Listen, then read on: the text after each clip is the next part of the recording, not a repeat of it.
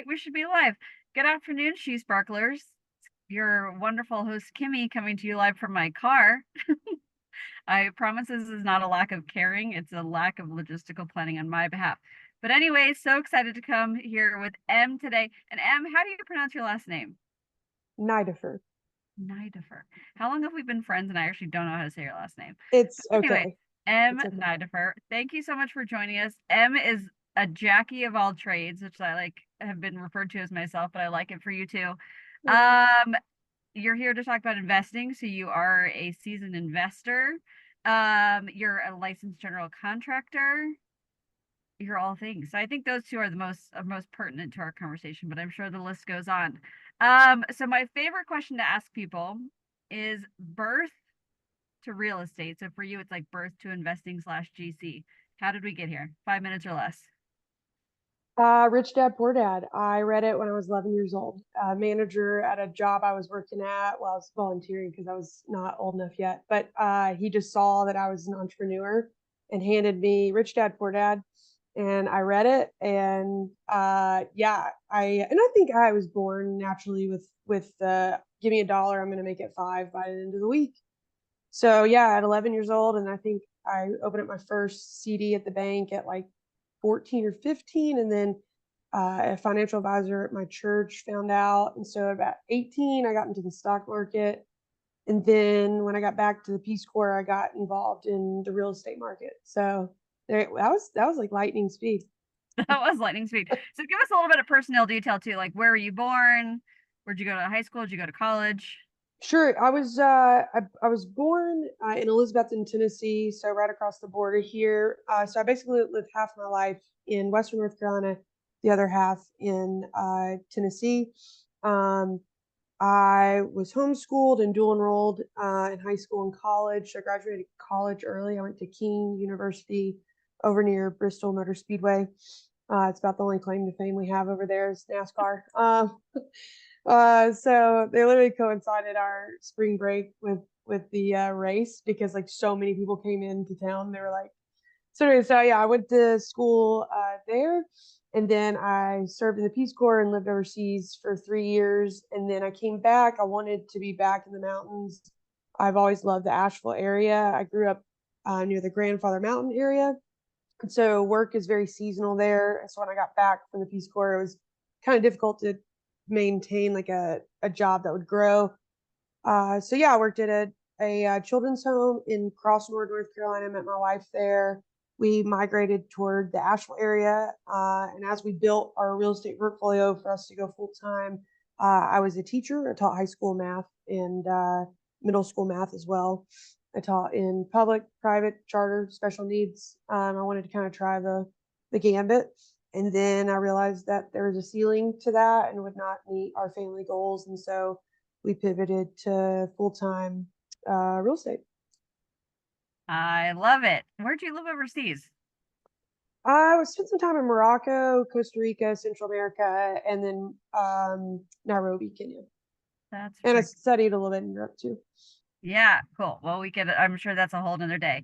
But so excited. Okay, so dive into real estate. Let's kind of take a chunk out and look at your investing because I'd love to know the trajectory because I know you started with like you had little rentals in Boone, Beach Mountain, somewhere up there. You guys house hack. Like what was kind of the evolution of everything you've done so far? Yeah, so it kind of ties back into like the birth to investing. So I took all my high school save or my high school graduation money and I invested it in the stock market while I lived overseas. So when I came back, I took that money and bought my first real piece of real estate. My first primary residence was a tiny condo in Sugar Mountain. The Sugar Mountain is near Grandfather Mountain, right outside of Boone. Big ski spot, and I just loved it. Bought a condo. It was Sugar was still very much reeling in from the crash of the way. I bought my first condo for $45,000.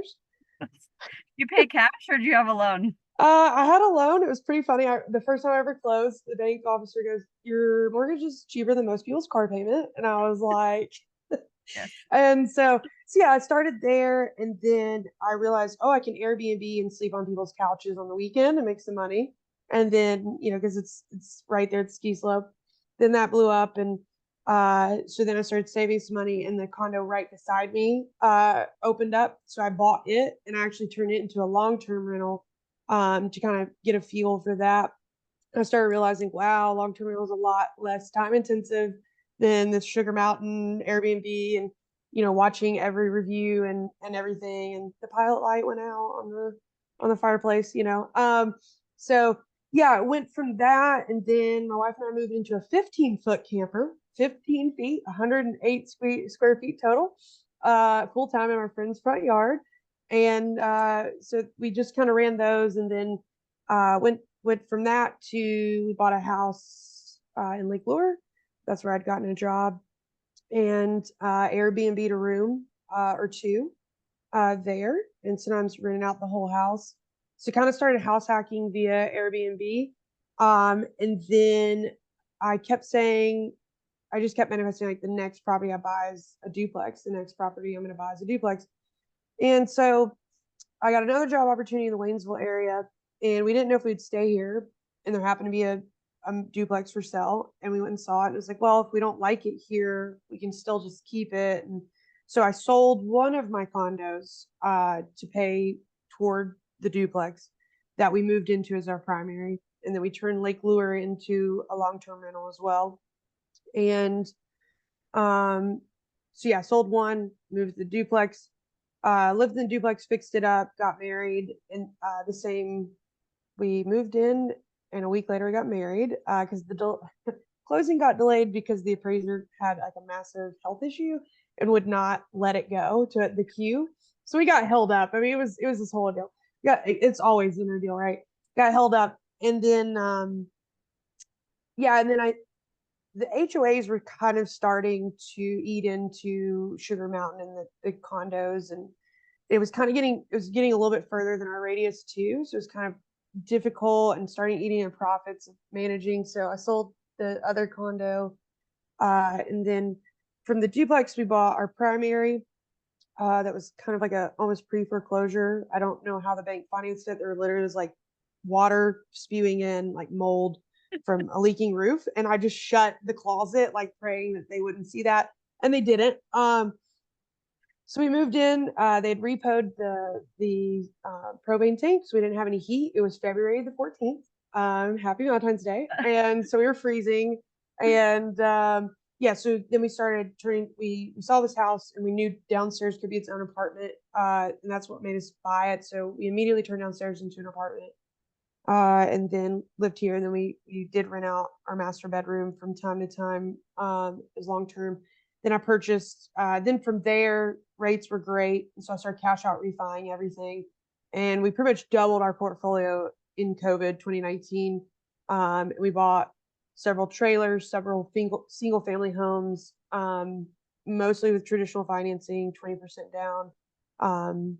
And just kept those long-term rentals. And so we kind of faded out of the Airbnb game more into long-term rentals. And then, yeah, we still house hacked. We still have the downstairs rented out. And yeah, I think that's kind of the progression. I'm sure I forgot a few things there, but overview. That's awesome. No, I'm so blown away because I mean, the intelligence, the knowledge, the dedication, the sacrifice it takes to accomplish all that is just insane. Goals. So, and everyone right now is probably like, this is a lot. I'm drinking out of a fire hose. So I wanted to say two things. Also, one of the reasons I have her on today is because she has a coaching company, which I think is so unique to the investment space because our population in She Sparks is mostly female realtors, right? But a lot of realtors who either do work with the investors, invest themselves, or want to be investors. And I feel like everyone has these questions, and you just want someone to be like, I want to pick your brain. And I feel like the people are like, I'm even willing to pay for it. Like, no one likes to really like bug someone for free advice. So if you are on this call, we will include M's contact information. She does coaching for investments. So she'll coach you guys as real estate agents. She will coach your clients, which I think in real estate is insanely invaluable because if you have a client that comes to you and you're not necessarily the one who knows and they've got all these questions and want to know the ins and outs, you can connect them with someone like M, and she's going to return the client to you to represent them in a real estate transaction. So everybody know that's the value we're bringing today, that you can contact M for that. Also, we're going to talk towards the end about an event we're putting on, which is also super helpful. But okay, commercial over, digging back in. So you are basically an expert on all things house hacking. You also self-manage your properties, Mhm. correct? We do. Because you're Yeah, the my owner. wife and I So do. Yeah. yeah, and I want to offer to everyone, you also very passionate about tenant rights, tenant, all Mhm. things tenant management and all that stuff. And then you mentioned your financing, which I think is also interesting. Other question, did you have a realtor for all these transactions, or what's your opinion on using realtors as investors? Yeah, I mean, so s- I think my first realtor ever in Sugar, I can't remember if she was like the listing agent on one of the condos I was looking at or something. So I used her when I bought both of my condos and when I sold both of my condos, just because we had that relationship. And then when I moved to Lake Lure, I think, yeah, I'm not sure how we found that realtor. She was okay, but then we moved to Waynesville, and I mainly started working with one realtor. A, because he took me totally seriously. Like I was like, "Hi, I'm a real estate investor." He's like, "Cool. How many properties do you have?" And I was like, "Two." And he was like, "Okay." And I Right. made a massive lowball offer on the duplex, like, and she took it. She didn't even counter it. And I think yeah, he was actually showing it for the listing agent, and I liked him, and he got me indoors like ASAP, especially during the madness of COVID. I mean, I could be like, because he knew, I was going to close. He knew if I was going to go look at a property, I was pretty serious about buying it. So almost he would be like, "All right, I'll meet you there in 30 minutes." So I worked with him for a while. I sold a house through him. Um, I didn't like the selling. I don't really like the selling experience, period. I'm more of a holder. I've realized that after selling 4 houses at this point. I'm like, I don't really like this experience. I like buying, not selling. Um, I did a selling experience with him, and it just wasn't like our buying. And so I tried another realtor, and so I kind of have like teams. So I have like banks for specific types of properties that I'm buying, and then I have like a realtor I like to sell with and a realtor I like to buy with. But I've stuck mainly. I think building those relationships and sticking with one is. But the biggest thing was he took me seriously. He was a huge part in my success because he got me in the doors. And we still have a really good relationship to this day. So it sounds like as an investor, you are team realtor to use a realtor. And do you advise most of your clients that way, or how do you feel about Yeah, I that? mean that's a good question. Yeah, I definitely am like pro realtor. There's differing schools of thought about like using the listing agent. I'm an anti using the listing agent. That's just personal experience.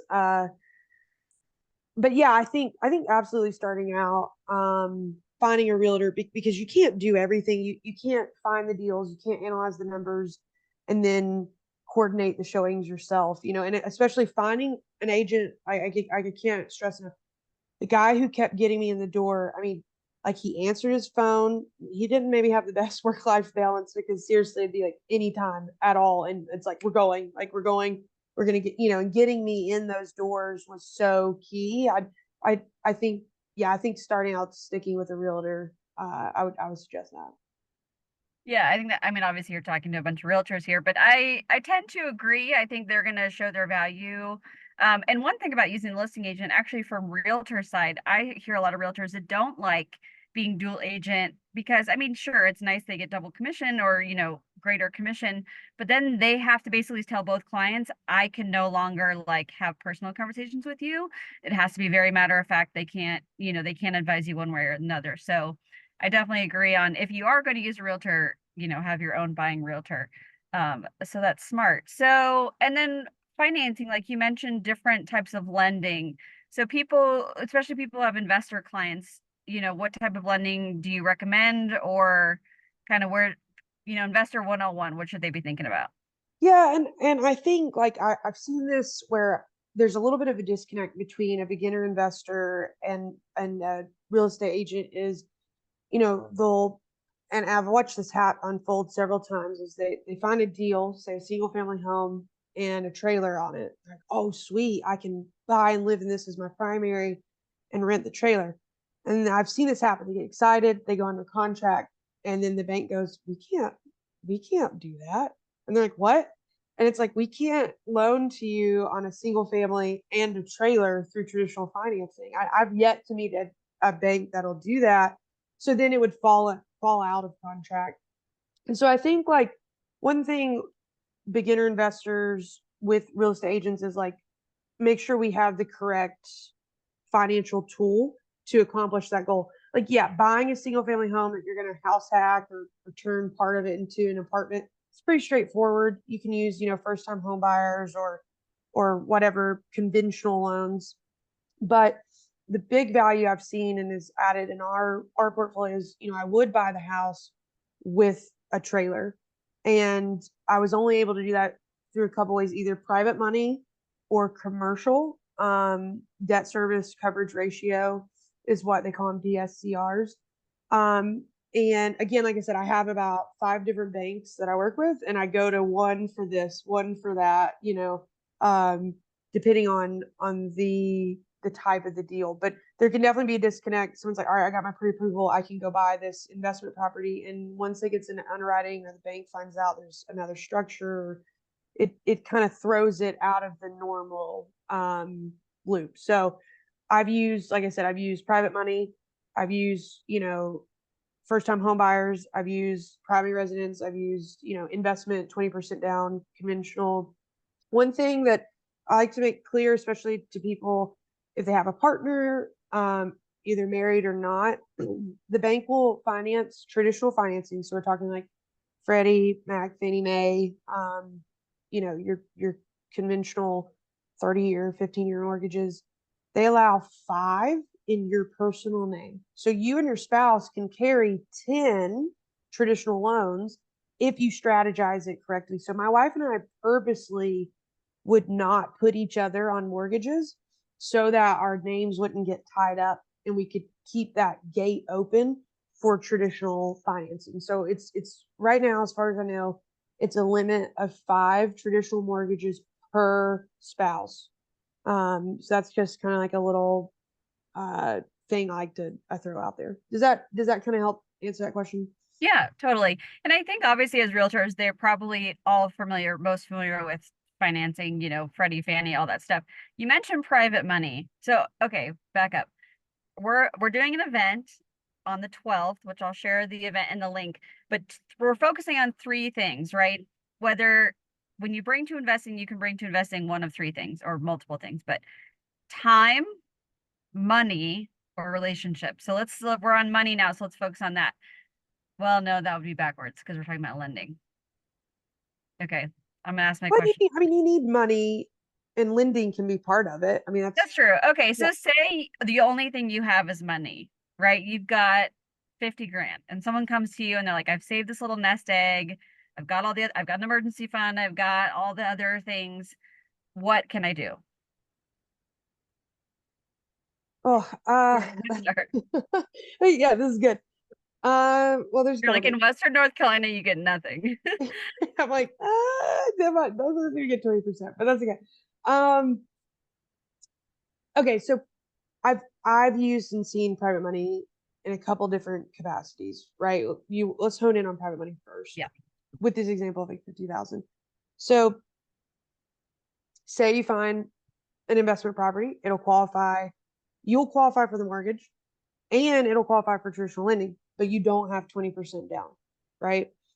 Then that's where maybe somebody with 50 grand could come in and help you with 50% down, and you borrow it for 2 to 4 years at a pretty higher rate than what right now. I think it's around 15% is the floating number for private money, and borrowing that to help you attain it. That's and so if you're the person with 50,000, I mean 15% is kind of beating the stock market, right? Because they average the stock market out between 10 and 12%, and you have a lien against the house, so the risk is so that's an option, like from a private money's perspective. I have used private money to purchase like an entire house. I mean, it was so low that like traditional lending wouldn't work. It was such a low amount. I think it was in this like 60,000. I was like, oh, I don't know that. And I was like, I can't pull it out in equity, so I just borrowed the whole thousand and did 2 years of principal and interest at I think 10% at the time. I was beating the stock market with a balloon payment.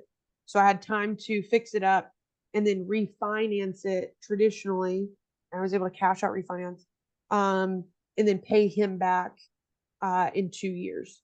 So does People will that, loan you 100%. How does that work?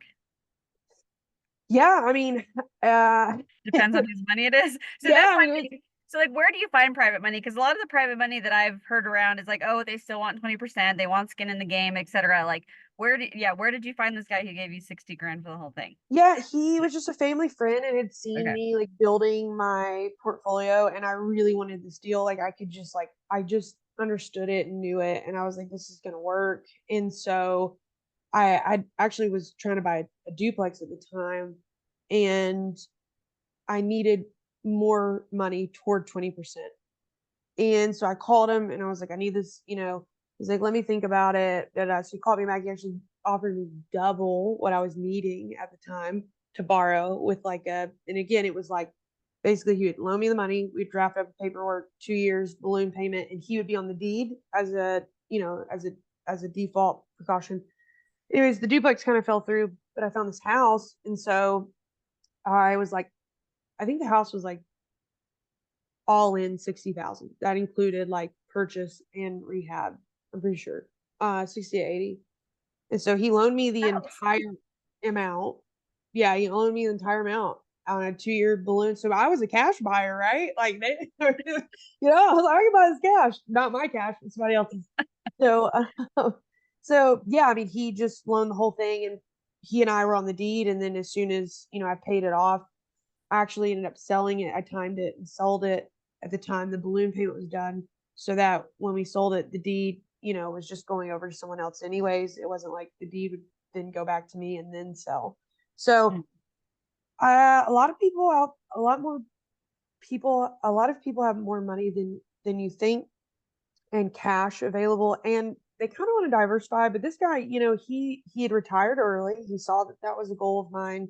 He saw my work ethic, and so it was a little bit of like, I'm going to make as much as money as I would keeping it in the stock market, but I'm helping this kid kind of get started. I think that was like the fourth or fifth property that I'd gotten at that time. And so I think, he it was a mentor thing. So I mean, family, friends, and I've heard a lot of folks like they're high income earners out there and they're maybe wanting to diversify. They're not happy with the returns that they've parked their money in, whether that be a stock market or a CD. And so this is a way, for them to either help you or even some folks just want to be involved in real estate but don't have the time. There's that going back to that time, money, relationships triangle. Well, you have the the time and relationships, you just don't have the money. So yeah, I start within my inner circle. I actually never borrowed private money from someone I didn't personally know. It wasn't like a private money dealer. Yeah. So let me ask you this, because like I have some family I've thought of approaching in the past because I'm a GC too and I could do rehabs and flips and stuff. But I was like, to me, that's such a foreign concept. So if someone was like, okay, I've got, you know, one would be nice, right? One aunt, one uncle, one mom, one dad. But what if someone's got to feel like, hey, I want to get like a couple people together and like, do you have an attorney help you draft these deals or who can help put the actual financing together, what it actually looks like? Yeah, one thing I caught you said, Katie, you said from family and friends. I do not do business with family at all. It gets sticky. I take it back. I've taken two loans from my grandmother, legit loans, 0% financing, but there's like $5,000. And then I paid her back. I mean, that's a pretty small loan. She didn't have like actual interest in the deal, but yeah, when you're starting to pull people's money together toward an asset such as a flip, yeah, you would use an attorney. You could look at forming an LLC altogether, or I kind of like to lean into each person in the party brings their own LLC to the table, and you do a joint venture. That way, like it's another kind of guarding yourself. Um, Instead of going into an LLC and okay, you get 25%, you get 25, you get 35, instead of saying, okay, I'll bring my LLC, you'll bring your LLC. Those LLCs will be 50-50 in a joint venture, right? So yeah, you can work with a lawyer to do like joint venture or partnership paperwork. There's several attorneys, I think, in Asheville. I think my guy, I mean, he just had his lawyer drafted up. It was a very simple, because basically they get first lien on it, really. And it's kind of a simple, like, here's the payment plan. You know, you write everything out, and I mean, it's just you follow it like a business contract. You just follow it to the T, and iron out a lot of details about. For this guy, his only involvement was he just wanted to get paid every month the principal and interest, like that. He didn't care what I was doing. Like he lived further away. That was his only interest. So I think Yeah. defining roles. I just recently partnered on a deal too, and yeah, just defining, okay, like I'm bringing the money, you're bringing the skill, like really defining who's doing what. But again, all that can be drafted up between you and them and notarized, and especially on the monetary side, you can get a lawyer to knock that out, no problem. Yeah. All right, so that kind of tackles money. And like I said, I know we're super surface level, but they can contact you for coaching or come to our event on the 12th. So that's money. Okay, say time, especially. So we're talking to real estate agents, and I feel like I feel like the market's going to open up actually a little bit in the beginning of the year, but say it doesn't, and they're like scrounging for properties. They want to find some deals. What are your favorite ways right now? Like, what do you do on a daily? Like, you'll browse X, or you'll look here, you'll look there. Like, when you're ready to make a deal, where do you start looking? Ooh, and that's developed so much. I would say, the first part of my career is so easy to find deals on the MLS, and then post kind of pandemic and interest rates and where we are, it's shifted, right? A lot. Um, mm, Mhm. I think it depends on what level as an investor, right? That you're doing. And I kind of want to put a plug really quick on this. And I'm sure though, I've seen a big movement of a lot of realtors require a pre-approval before even going and looking at a property. At least that's what I've experienced. I appreciate that. I think it's really important because I have a lot of friends, man. It's so much easier to scroll on Zillow and daydream all day long and be like, oh man, I found this property. I'm gonna go look at it. And I'm like, my first question is, how are you gonna pay for it? Like, do you have pre-approval? Like, do you even know where, you know? And so I find a lot of newbies, they like start shopping before they have like their ducks in a row. So that kind of goes back to the money. Um, you got to establish that before you can even start shopping. So, for me, I look at, okay, if I want to use traditional financing, here's what 20% down I can bring down. That kind of helps me narrow down um my like criteria of what I'm looking for in my budget. Used to, not as much anymore. Used to, I'd use the 1% rule. So say a house was $299,000. Can I rent that for $2,900 a month? That would just be my immediate, just that's changed now with rates. But the equities, you might be breaking even, right? On a $299,000 house. Where could that equity grow me in a couple years when not cash flow me? So I think for me, I'm very heavy cash flow monthly because the more I can make now, the more I can keep spending. But that's changed a lot with the interest rates. I'm seeing a lot of just breaking even, but eventually you're going to hold and that value is going to go up. And so you're getting equity. But it's kind of hard, right? When you're tying up your money or your debt ratio if you're not actually bringing cash. So for me, I'm now starting to diversify. So I'm not just in single family and mobile homes now. I'm moving toward some more like offhand, less hands-on investments. So self-storage, and then mobile home parks where the owner owns the homes. They're just paying a lot of rent. So it's kind of hard to just like narrow down like where I find deals because it depends on where I'm at, what's my goal. But I still think there's deals on MLS because sometimes like I'll just kind of scroll it. So when I was starting out, I would set aside an hour a day to just start looking, and now not as much because I'm not on the MLS as much for single family. But I mean, I just recently saw one like it was downstairs, got an apartment, upstairs 3-1. And I was like, oh, that'd break even actually cash flow if I bought it and just sold the top and the bottom. So I was like, there's deals. There's definitely deals out on the MLS. And then, you know, there's a huge opportunity that I'm seeing and a lot of other people are voicing that I think we're going to see in the next 20, 25 years. There are a lot of baby boomers that are retiring. or their health is starting to fail and they're having to move into assisted living facilities. So that applies to two things, so businesses and homes. So you've got guys and gals who've built this, big old book of business. I'm kind of going into commercial, so I don't know how many commercial real estate have spent, building up these businesses, and either the kids don't have any interest or they don't have kids, and they're literally just gonna have to shut it down. Like it's just like they don't have anywhere to go. So I think that's a huge one. And then secondly is like, yeah, the older you get, the more your health starts failing, and then you move into a assisted facility, then the family is going to have to start liquidating assets. So I kind of start looking, for off market deals or hearing about people that are needing maybe start liquidating. But that kind of goes to like the relationships and behind the door. But I still think there's deals on the MLS, period. I do. So yeah, I guess it's kind of hard for me to narrow down exactly how I find deals because it pretty much depends on the investor's focus. I hope Yeah. there's some tidbits there. Yeah, and I feel like it obviously answers the question like there's no like tried and true way because if there was, everyone would have figured it out already.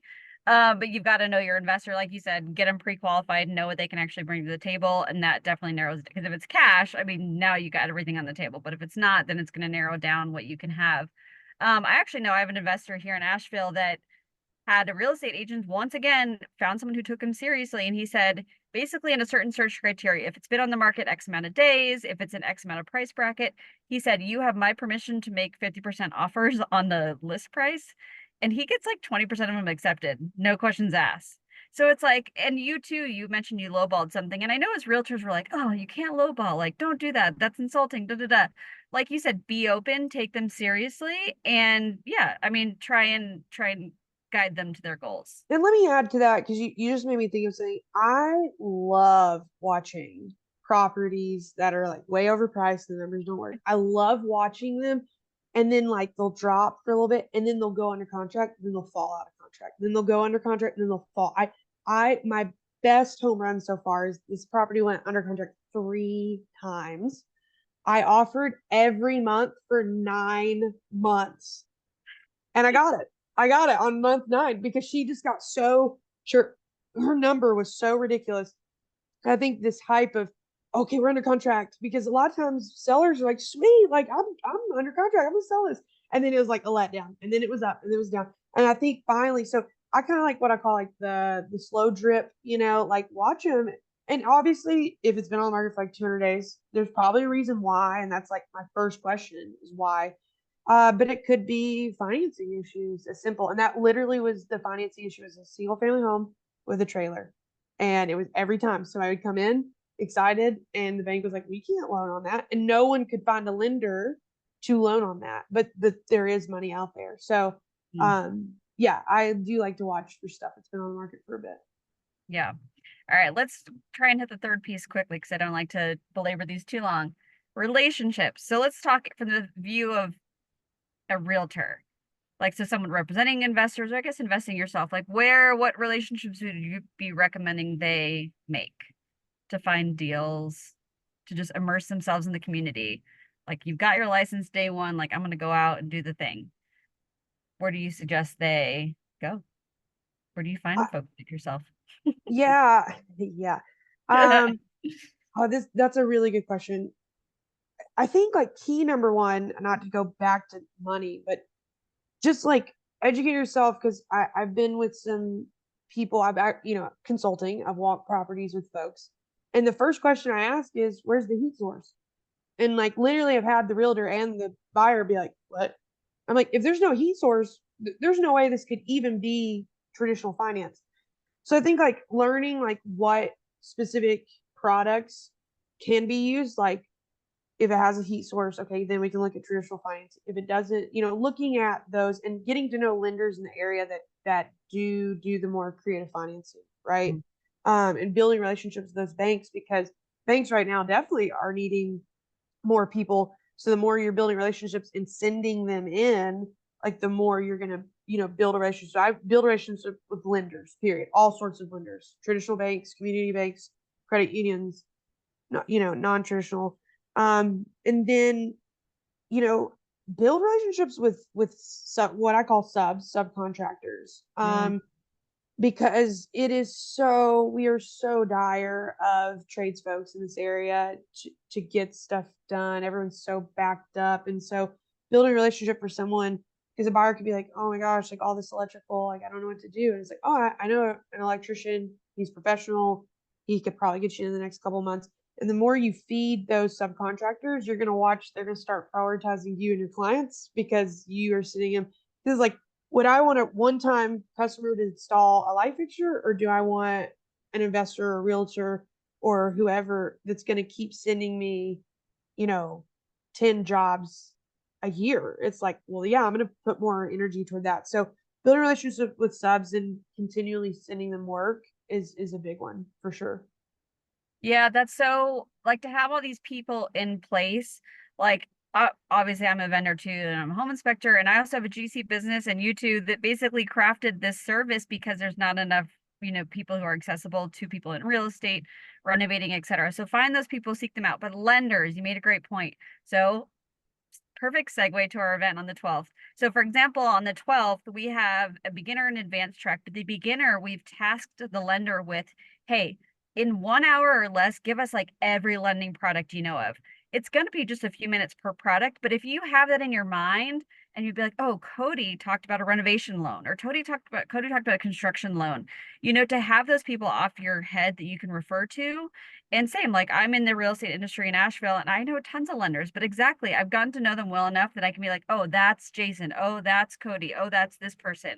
So I agree. And that also gets your wheels turning and your client's going to see that knowledge of like, oh, do this, do that. Like, even if you just have multiple suggestions, I think that's key. So Agreed. next time a lender says, can I take you to coffee? You take them up on it because you just pick their brain and get all the And information. and remember, banks get appetites for stuff. So I've seen banks that would never loan on mobile homes all of a sudden shift to, oh yeah, we're down to treat a mobile home as a primary residence like a normal loan.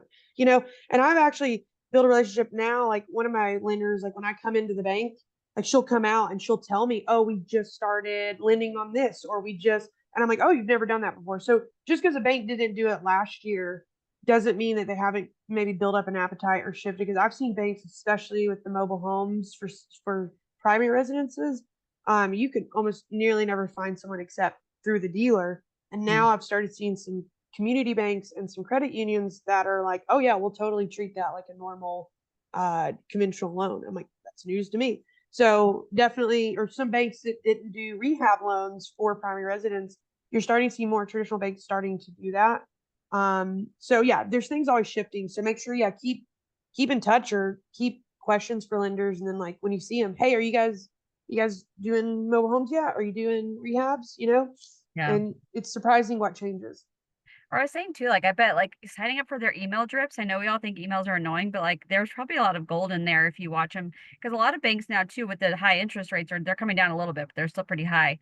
Are doing like in-house like incentive, in-house down payment assistance. Like the bigger firms like Movement Mortgage, I know does it. So staying on top of those things, I think, can be really valuable too. So awesome. Well, like I said, I don't want to go on too long, but I wanted to talk about our event. So Emily M is also part of Invest Her Asheville, which is a local group, and that's open to everybody. So if a realtor has a specific interest in investing, that could be somewhere they could network. Um, so check out Invest Her Asheville. They're on Facebook. Is that the best place to find you guys? Yeah, we actually have a website, investherasheville.com. Okay. We're also on Meetup. If you just type in Invest Her Asheville on Meetup. And then yes, we have a Facebook group as well, Invest Her Asheville. So any of those are a good way to plug in. Yeah, so you guys do monthly meetups with those, right? So if you want to get into the Asheville investing circuit, that's great. And then so Investor Asheville is hosting a 1-day seminar is it next Friday? No, the Uh, 12th. the 12th, yep. My God, Following. it is. Not this Friday, but the next Friday. It's next Friday. It's coming really Oh fast. no. So 1 day, She Sparks has a discount codes all caps She Sparks. Like we said, there's 8 different speakers. They'll all be on a panel. We're doing 2 experts on time, 2 experts on money, 2 experts on relationships. We have a residential market update, a commercial market update. And you get lunch and you get coffee and happy hour. What is there not to love? And shameless plug, like the crew has really, really worked hard on making sure this is a value add, making sure that this is totally like bringing what's been missing in the area. We've really been very intentional about the speakers. We vetted them hard. We've really focused on the topics, and yeah, I have no doubt you're gonna walk out with so many tools in your tool belt and relationships that could nothing but help you this coming year. 100%. So hopefully everyone sifted something out of our word vomit today that will help them. If not, check out Em and her coaching if you want to connect with her personally or for your clients. And please join us on the 12th. I will have all this information in the comments. Em, thank you so much. Thanks for It's having lovely me. to see you. And I will see you next Friday. I'll see you next Friday. I hope to see some others as well in this group. Yes. So Yes. All awesome. right. Have a Happy good New day, Year. everybody.